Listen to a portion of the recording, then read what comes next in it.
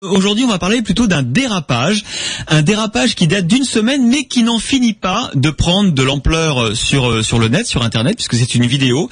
Alors, on écoute, c'était sur France 2, vendredi dernier, à la même heure d'ailleurs, sur France 2, c'était Jean-Paul Guerlain, l'ancien patron des parfums Guerlain, qui était interrogé par Alice Gosset.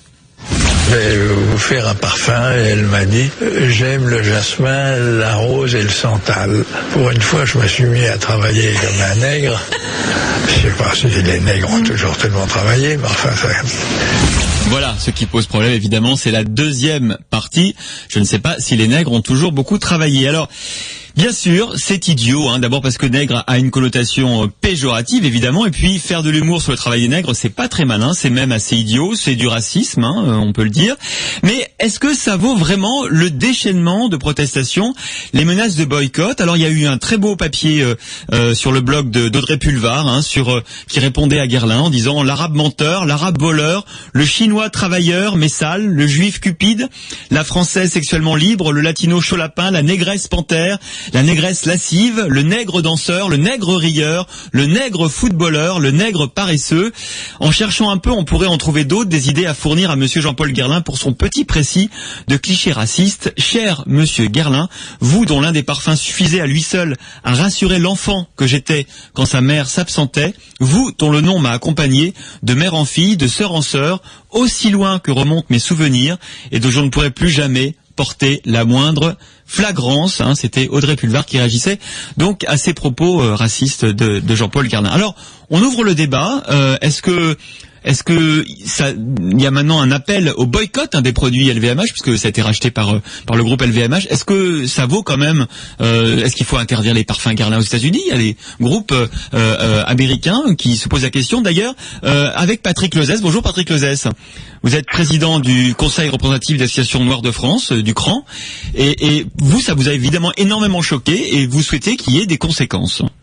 Oui, je souhaite qu'il y ait des conséquences parce qu'il me semble que le fait que M. Guerlain utilise une expression aussi infamante est un attentat à notre humanité la plus élémentaire. Je pense que c'est un attentat aux valeurs françaises. Et cette affaire Guerlain, au fond, est un symbole. C'est le symbole d'une maladie beaucoup plus grave. Je pense que la France est malade de son racisme. Mais alors vous demandez là une action coordonnée au niveau international de boycott des produits LVMH. Est-ce que ça va pas un petit peu trop loin? Est-ce que c'est pas un peu excessif? Parce que la société Guerlain a qualifié d'inadmissibles les propos de Jean-Paul Guerlain, et puis j'ai vu que Jean-Paul Guerlain lui-même s'est excusé en soulignant que ses propos ne reflètent en aucun cas sa pensée profonde, mais relèvent d'un dérapage hors de propos. Ça suffit pas? Je pense que si M. Guerlain s'est senti aussi à l'aise pour venir à la télévision commettre un attentat raciste, et que cela suscite aussi peu de réactions dans un premier temps, c'est que le mal est bien profond. Vous savez, moi j'ai rencontré des associations américaines. L'affaire s'internationalise, la presse internationale en parle, les associations américaines de défense des droits civiques se sont emparées du sujet, dont l'association fondée par Martin Luther King. Moi j'ai rencontré ces associations, elles s'inquiètent du climat raciste, comme d'ailleurs l'ensemble des amis et partenaires de la France en ce moment. Ces associations américaines de défense des droits civiques, elles vont venir en France le 7 novembre. Elles veulent rencontrer le président de LVMH, Bernard Arnault, dont le silence les préoccupe, le silence de LVMH les préoccupe.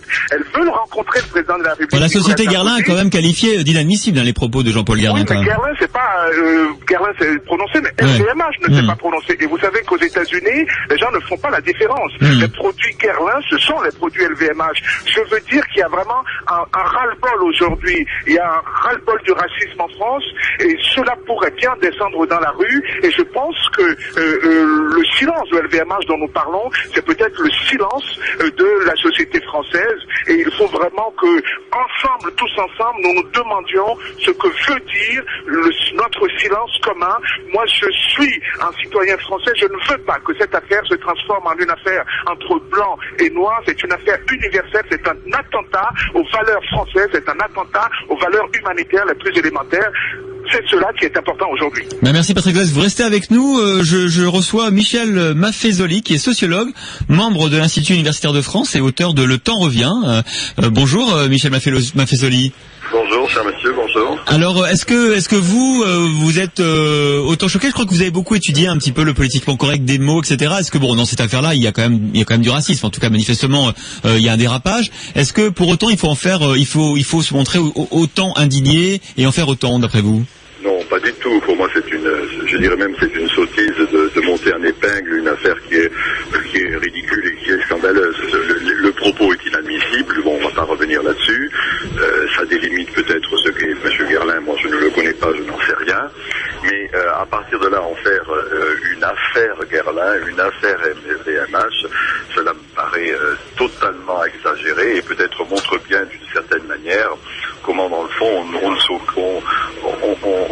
on s'ennuie peut-être fondamentalement en France pour universaliser un problème de cet ordre. Hein. Encore une fois, moi j'ai pas envie de justifier de quelque manière que ce soit la seconde partie de la phrase de Guerlain, mais de là à en faire une affaire politique, c'est ridicule.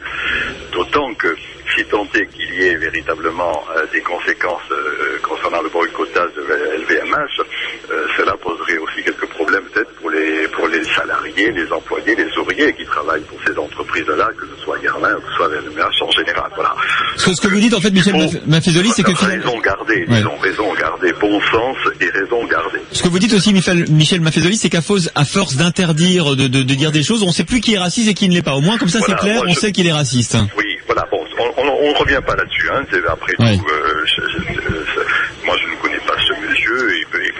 Il mérite à bien des égards certainement condamnation pour son propos, mais là, d'un point de vue sociologique, je dirais que, dans le fond, et c'est cela le politiquement correct, c'est-à-dire que, d'une certaine manière, on ne peut plus prononcer un certain nombre de phrases au motif, bien évidemment, que cela contrevient à ceci ou à cela.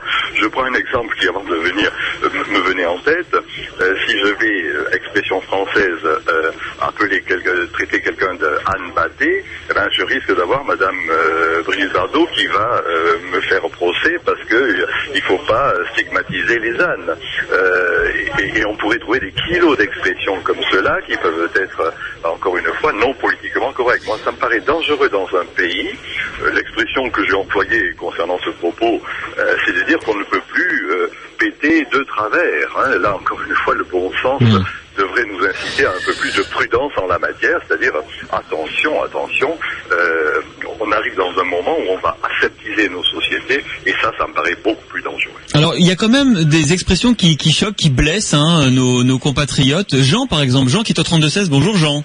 Oui, bonjour. Jean, vous êtes un Français, je précise, outre-marin, et vous êtes agent SNCF, 42 ans. La Réunion. Bon, on n'est pas des sols pleureurs, on va pas pleurnicher comme certains le font dans les manifs, mais bon, il y a des moments, il faut arrêter aussi de stigmatiser. On peut dire ce qu'on veut, il y a des plaisanteries, mais bon, un type comme Guerlain, avec tous les femmes blacks qui ont fait des mannequinats chez lui et compagnie, c'est pas la peine. Maintenant, on a eu le coup avec les Roms et compagnie, c'est pas la peine de attiser encore tel ou tel truc. Il y a des plaisanteries, je veux bien.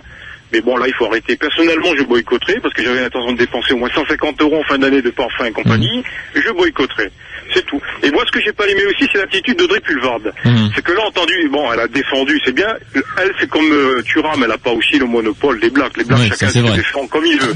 Mais ce que j'ai pas aimé avec Pulvarde, c'est que l'année dernière, quand Manuel Valls, il avait traité à la télé qu'il y a pas assez de noirs, qu'il y a trop de noirs sur le marché d'Ivry avec les reporters d'Espagnols dans le dos, là, on n'a pas entendu Pulvarde. Est-ce que parce qu'elle fréquente actuellement Vincent son ami de Montebourg, il faut pas aussi qu'elle se chope là-dessus ce bout de gras pour faire une attitude politique, alors même au sein du PS et tous ses compagnons, que Manuel Valls avait fait pareil l'année dernière. Oui, donc Jean, on n'est pas susceptible, vous savez. Jean, vous allez boycotter, mais c'est une action individuelle et vous n'avez pas envie qu'on fasse la morale, qu'on vous fasse la morale. La morale, mais ce que j'aime pas aussi, les gens comme Pulvarde ou même Thuram d'un certain temps, qu'on donne la leçon de morale, mais n'oublions pas aussi ce qu'elle a fait l'année dernière en nous devant, l'attitude du maire d'Ivry. Sur le reportage de la 2, là on n'a pas entendu aussi Pulvarde à l'époque. Merci Jean, merci beaucoup. Merci d'avoir appelé Jean. 32-16, il y a aussi Christophe qui est avec nous. Bonjour Christophe, vous êtes dans l'Isère, 45 ans, responsable régional auto. Vous, ça vous a pas, vous estimez que ça faisait partie d'une expression un peu usuelle, c'est ça la langue française? Tout à fait. Moi, pour moi, c'est pas très important. En soi, faut arrêter, quoi. Il y a d'autres soucis. Il y a vraiment d'autres soucis à régler qu'un problème de dérapage. Enfin, et vraiment une phrase sortie de son contexte, quoi. Je veux dire, c'est pas très important. Moi, franchement, je vais pas me gêner si je dois acheter du parfum Guerlain et qui me plaît, je le ferai. Voilà, point barre, quoi. Je veux dire, faut arrêter. D'accord, écoutez. On a vraiment d'autres soucis. Merci beaucoup, Christophe.